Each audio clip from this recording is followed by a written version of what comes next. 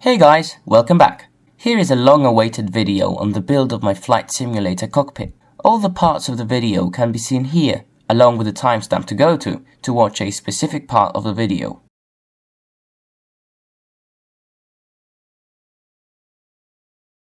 So it all started with 1 meter by 1 meter panels of 8mm thick MDF wood. I had already designed some blueprints, and here's how I planned to cut the main instrument panel. The larger aperture is for my computer monitor and the smaller one for my Saitek switch panel.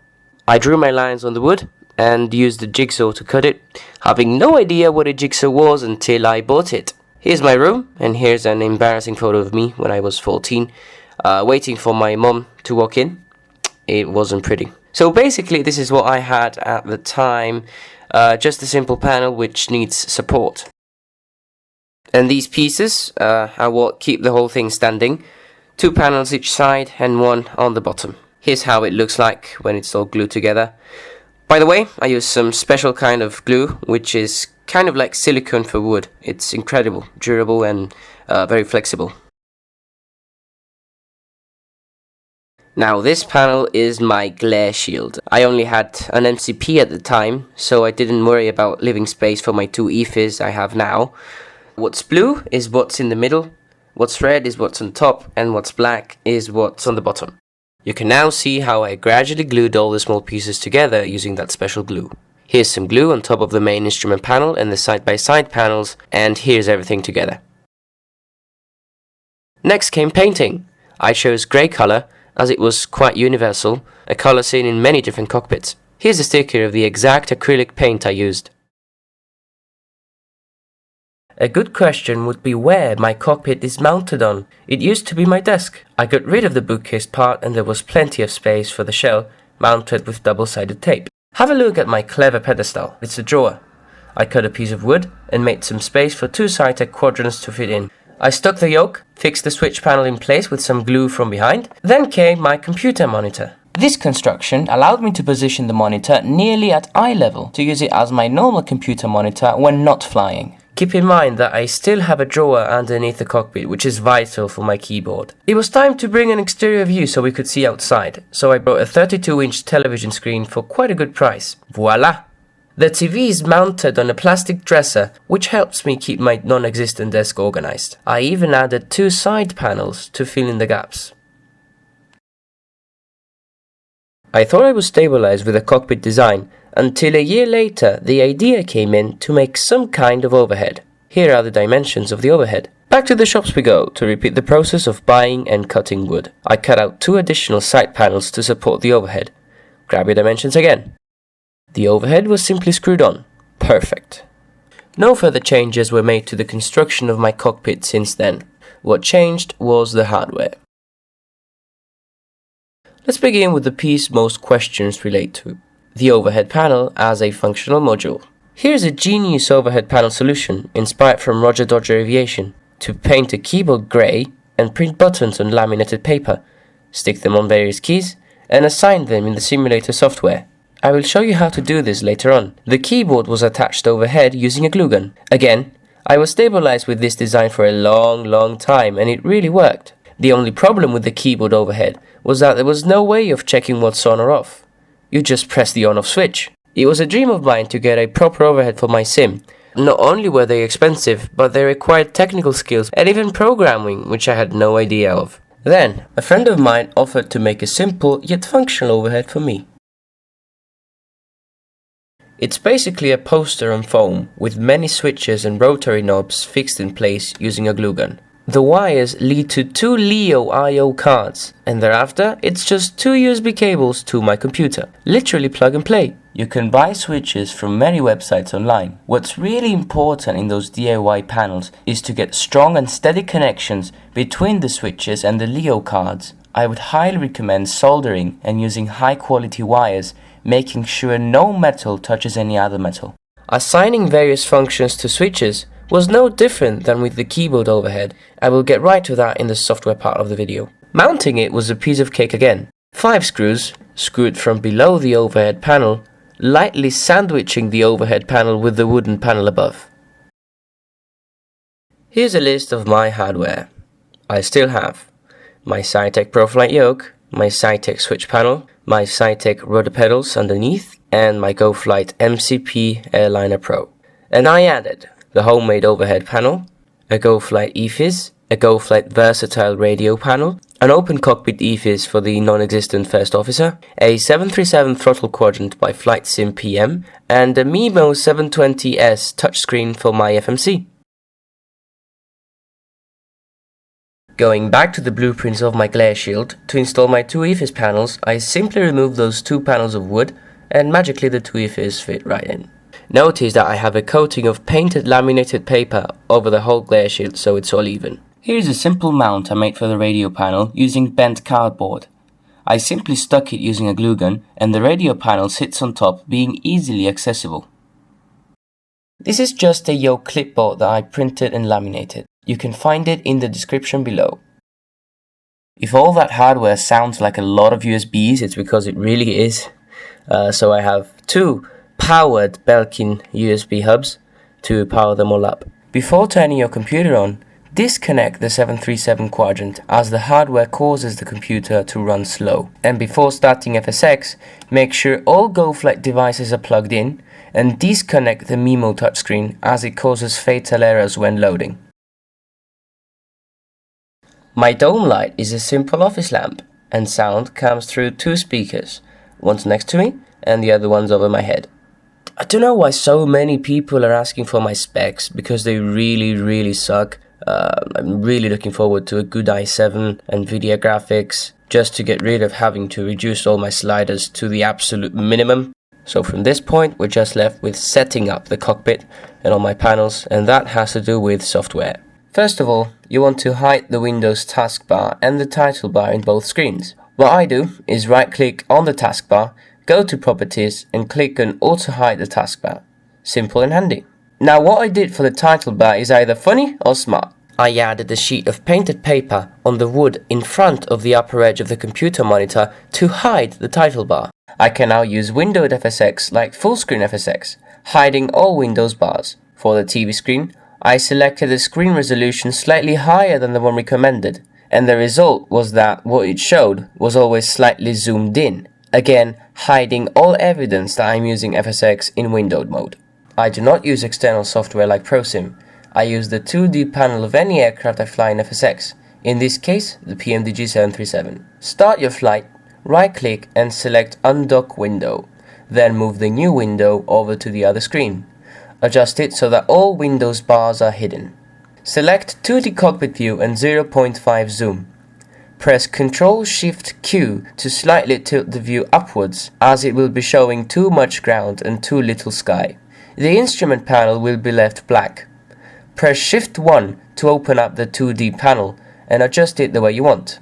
I like keeping its shape natural, leaving some empty space below. What you can do now is open up the aft overhead panel by pressing Shift-7 and use that grey space on top to cover the black space on the instrument panel. You can even click on each display for bigger versions of them to pop up, and you can adjust them the way you desire. That's all. No extra software and very easy. This is the Mimo 720S USB touchscreen. That's right, just one USB to make it work. I use it as my FMC. Open up your FMC as usual by pressing Shift-3, right click on it, undock it, and drag and drop it on the Mimo. Again, adjust the bars to hide them as much as possible on the Mimo as well as on the computer monitor. Your FMC is ready to use.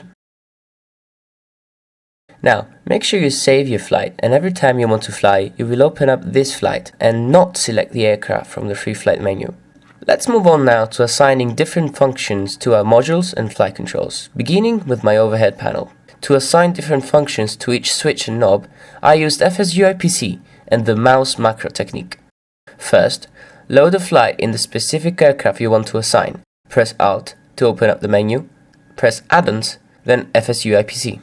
Click either on key presses or buttons and switches, and click on Create Mouse Macro. Give the specific mouse macro recording a name to save all mouse macros for the same aircraft and click OK. Now, press a button, let's say the taxi light. A green area appears where you must give a name to that function so that the function is saved in your FSUIPC. Let's name it taxi light. Now press enter. Do this for as many functions as you want. Then go back to FSUIPC and click on End Macro Making. Now, let's say we want a key of the keyboard to control this function. Click on Key Presses, click Aircraft Specific, click Set, and press the key you want to program, for example the letter R. Then find the function in this list. The name of the mouse macro you gave earlier appears first, then the name of the specific function you gave in the green box. Press Confirm, then OK, and you're done. One press of the key turns the taxi light on, and another will turn it off. If you have to do with a 3-position switch or a rotary knob, you need to assign one function to decrease the switch or knob and one function to increase it. Here's an example. I'm making a mouse macro for the left engine starter, and I'm now assigning the left start decrease and left start increase. Those are my two functions.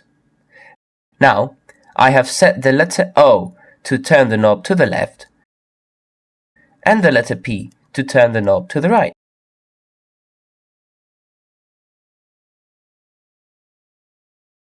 Turning knobs left and right can be the same as moving 3-position switches up and down, for example the fasten seatbelt sign. Here I am doing my mouse macro again for functions seatbelt increase and seatbelt decrease. Now, in key presses, I can set the Y key to increase the position of the seatbelt switch and key T next to it to decrease the position of the switch. Here is the operation.